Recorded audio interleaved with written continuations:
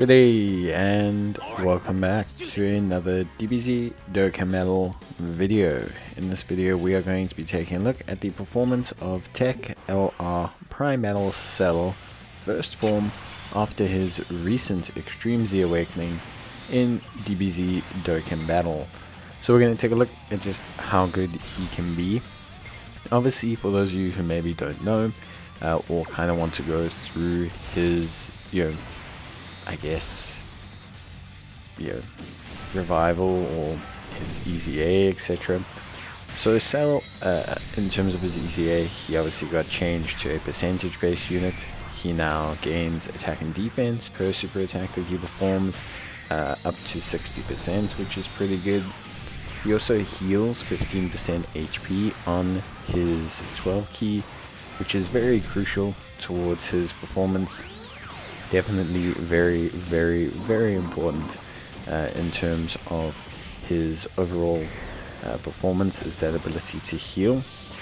He also basically essentially does a very crucial job in terms of being really solid defensively after his super attacks. So he gains super attack or defense on his super attack, which is pretty good. He also gets quite a decent improvement in his defense over time. One thing that is important is, in terms of red zone, you can't really activate his full offensive capabilities because he gains critical hits when the opposition is in defense down and attack down. So it's really quite difficult basically for him as a unit to activate that, because a lot of units in the red zone and in some of these harder events, they quite frankly don't have the ability to have their attack and defense lowered. And so this, for lack of a better reason, cannot then be activated, which kind of gives you a bit of a problem, because when you can't activate it, obviously this means that the offensive capabilities that he has in relation to that aren't really able to proc. So if you've now built him full additional or something like that to benefit a bit from that, you're not going to be able to, which is a little bit of a concern.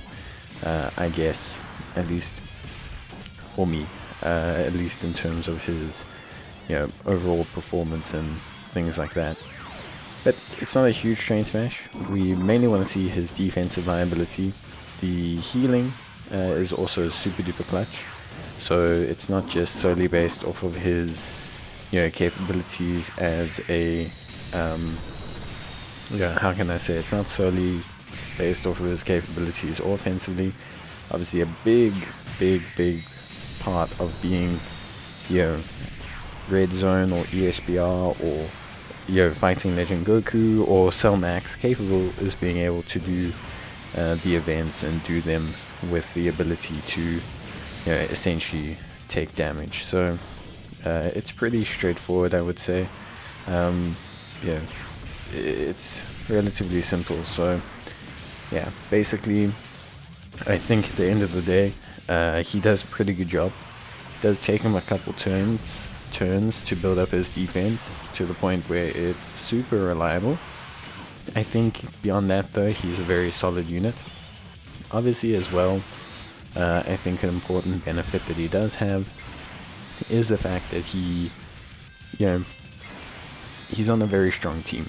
So he's on the Android Cell Saga team, and this team is a very strong team. It's a team that's quite reliable. It does a very good job overall. It's quite consistent. It does a good good kind of performance. And yeah, I think overall he's just in a very good space from that perspective.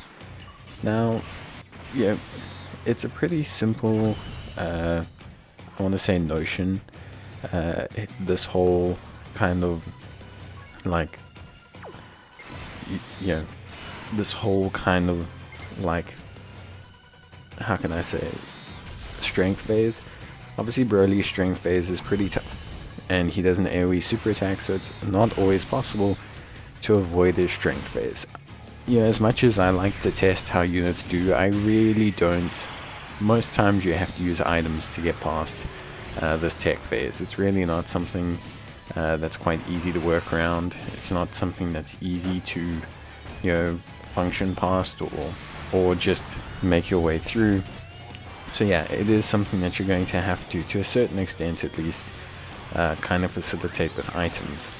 That's not to say, of course, that, you know, it's mandatory, and obviously it would be great to see, but he will just take a lot of damage. Probably not die, but will take quite a bit of damage, which is obviously not ideal, although it is obviously just one of those things as well. So yeah, we're just gonna have to see how that goes, but yeah, I would say in general he still does a pretty good job. But our main goal here is to see how he does in the AGL phase. His team overall is very, very strong though, and yeah, he's on a very solid team. So I think from my perspective that always sets me in a good place. When a unit is a strong unit that's also on a very good team, I think they then in a good zone comparatively to if they're not. So yeah, I would definitely say that this is probably, you know, the like better kind of process, at least from my perspective. So yeah, we'll just have to see, but I think overall he's in a very good, very good position, and yeah, I think in general he does a very good job with his team, with everything.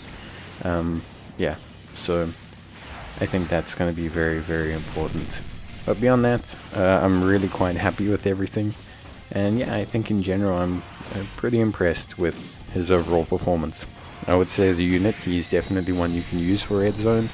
I think he's going to be solid in most of them, although if you take him into the Sin Shenron one, he's obviously going to take quite a fair chunk of damage, because, you know, Sin Shenron is a bit of a difficult stage, especially for tech type units, because he is a stage that obviously has multiple int phases, and this can cause quite a few problems. So I would say any red zone is going to be pretty good for Cell. Just, yeah, basically maybe keep an eye out if you're going to take him into that. But I'll see you guys next time. Bye.